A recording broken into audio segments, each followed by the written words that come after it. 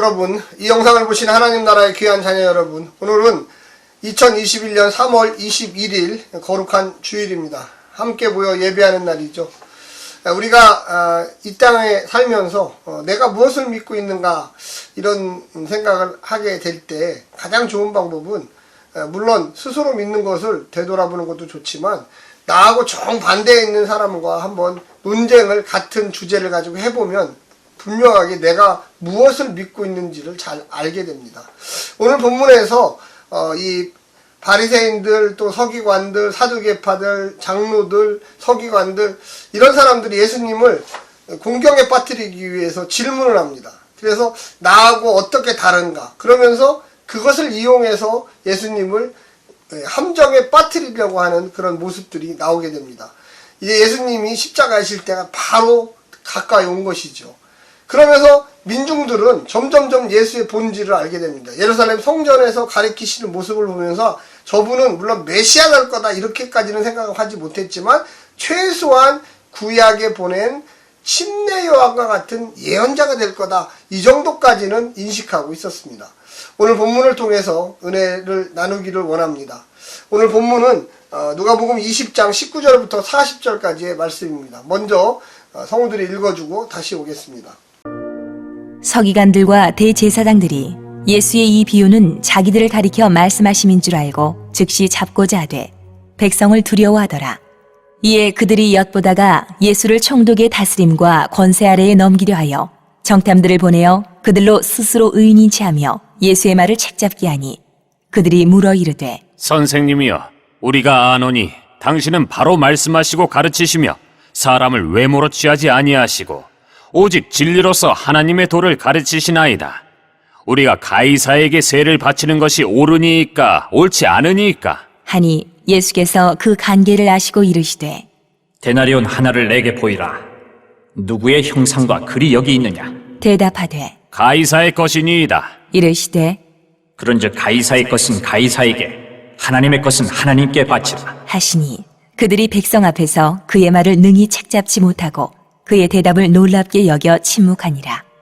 부활이 없다고 주장하는 사두개인 중 어떤 이들이 와서 물어 이르되 선생님이여, 모세가 우리에게 써주기를 만일 어떤 사람의 형이 아내를 두고 자식이 없이 죽으면 그 동생이 그 아내를 취하여 형을 위하여 상속자를 세울지니라 하였나이다. 그런데 7형제가 있었는데 마지가 아내를 취하였다가 자식이 없이 죽고 그 둘째와 셋째가 그를 취하고 7이 다 그와 같이 자식이 없이 죽고 그 후에 여자도 죽었나이다. 7이 다 그를 아내로 취하였으니 부활 때에 그 중에 누구의 아내가 되리이까?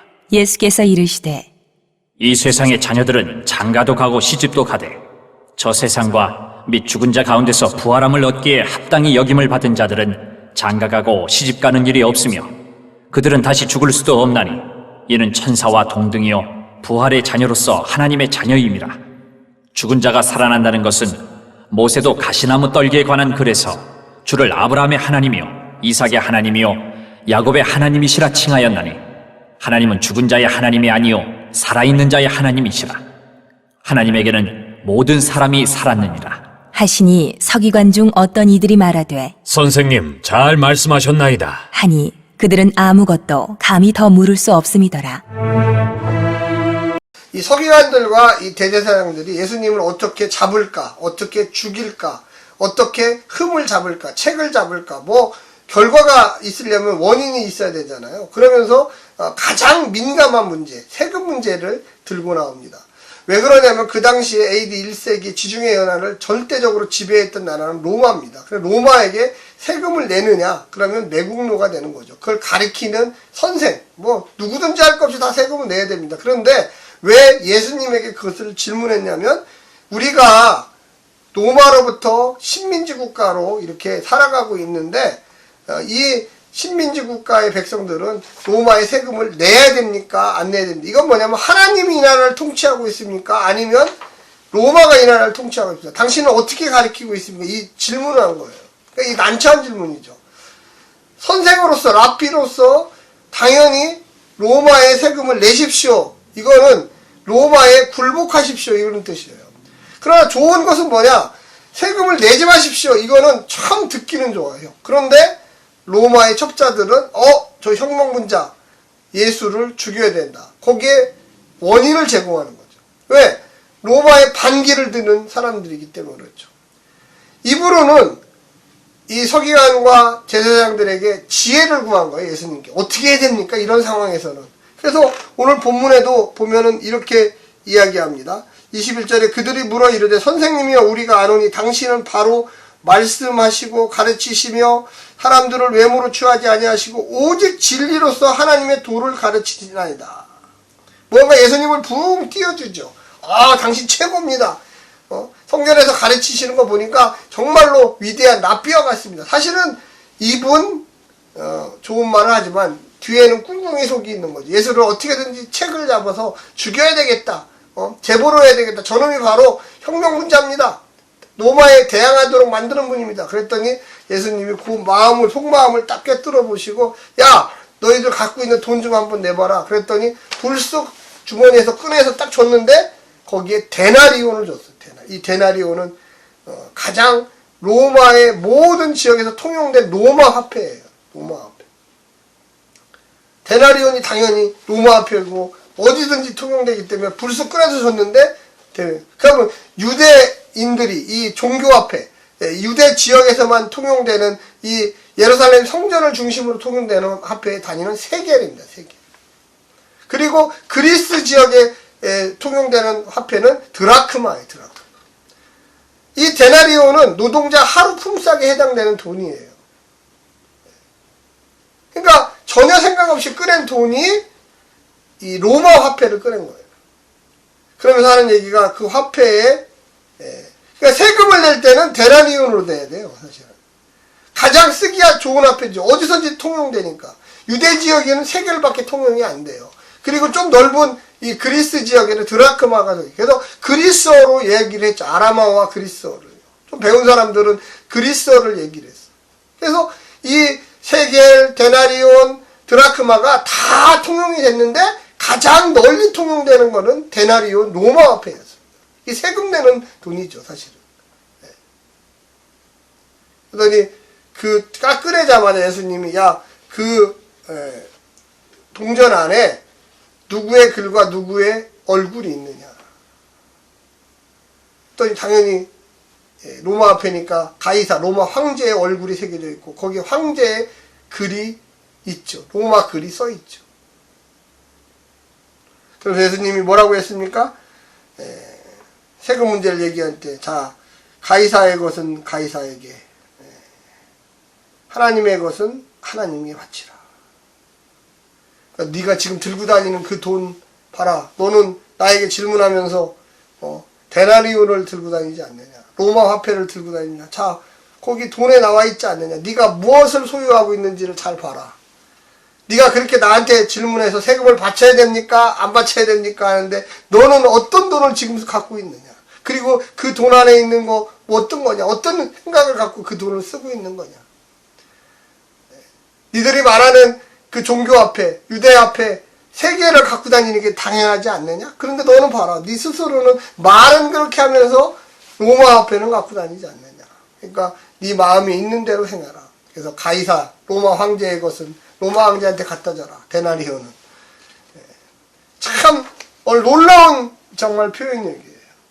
입으로는 나에게 지혜롭다 하고 진리를 가리킨다고 하면서 니들의 꿍꿍이 속은 나를 책잡고 나를 죽이기 위한 원인을 발견하기, 죄가를 발견하기 위해서 노력하는구나. 그러니까 이번에는 제사장들과 같은 부류의 사람들, 같은 동족의 사람들이 사두개파입니다. 근데 이 사람들은 평민이었어요. 귀족이었어요. 귀족. 제사장들하고 같은 지파예요. 근데 이들은 종교 지도자를 안 하고 사회 지도자를 하는 거죠. 이게 바로 사두개인들이에요. 이 사두개인들의 핵심은 뭐냐면 부활을 부정하고 내세를 부정해요. 오로지 이 땅만 중요하게 생각하는 자들이에요.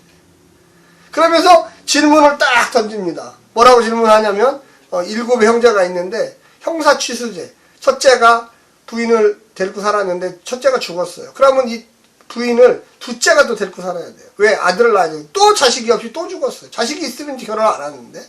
그 셋째가 또 이 첫째 형수를 또 데리고 살아야 돼요. 자식을 낳아줘야 돼요. 근데 또 셋째가 죽었어요. 자식이 없어요. 이러면서 쭉 가서 일곱째까지 다 해야 되는데 자식이 없이 죽었어요. 그러면 야 천국에 가서 이 여인은 누가 남편이냐? 누가 했더니 예수님이 딱 얘기하는 거예요.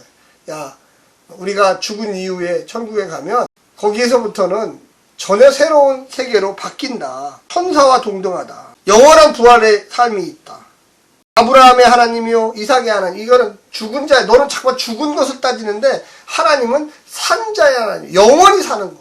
하나님께 가면 영원히 사는 거다. 너는 내세를 부정하고 부활을 부정한다. 하나님의 백성으로 의롭게 이 땅에 살다가 가면 죽어도 다시 부활할 수 있다. 그걸 예수님이 보여주시는 거잖아요. 예수님이 이 땅에서 의를 행했기 때문에 하나님이 의롭다고, 예수님은 죄가 없다고 부활을 시켜준 거죠. 우리는 예수님의 권세에 의지해서 부활을 하는 거죠. 우리는 죄인이지만 예수님의 십자가의 은혜로 우리가 죄 없다고 해서 우리는 부활시켜주는 거예요. 부활 이후의 관계를 부정하는 이 사두개인들, 너희는 잘못 생각하고 있다. 부활은 있다. 내세는 있다. 하나님이 의로운 자를 부활을 시켜준다. 그게 바로 나 예수다. 이렇게 이야기하는 것입니다. 어떻게든 예수님을 책잡아서 십자가에 못 박혀 죽게 하고 예수가 가리키는 그 부활이 없다고 이야기하려고 하는 이 사두개인들. 그랬더니 예수님과 지금까지 계속 반대편에 서 있던 이 바리새인들이 이 부활을 믿거든요. 그러니까 예수님 잘한다 하고 박수를 치는 장면이 제일 마지막에 나옵니다. 다 다른 건 예수님하고 싸웠는데, 기득권 세력이었는데 갑자기 부활 논쟁만큼은 예수님의 말씀이 맞다고 옳다고 이야기하는 장면이 나와요. 이 바리새인들도 예수님을 나중에 십자가에 죽이는데 앞장서는 사람들입니다. 하나님 성도 여러분, 사순절 기간을 의미 있게 보내시고 하나님이 정말로 예수님의 십자가의 은혜와 고난을 통해서 우리 모든 하나님의 백성들을 영원한 구원의 자리에 있게 하도록 한다는 것을 깨달으시기를 간절히 부탁드립니다. 오늘 하루도 승리하십시오. 샬롬.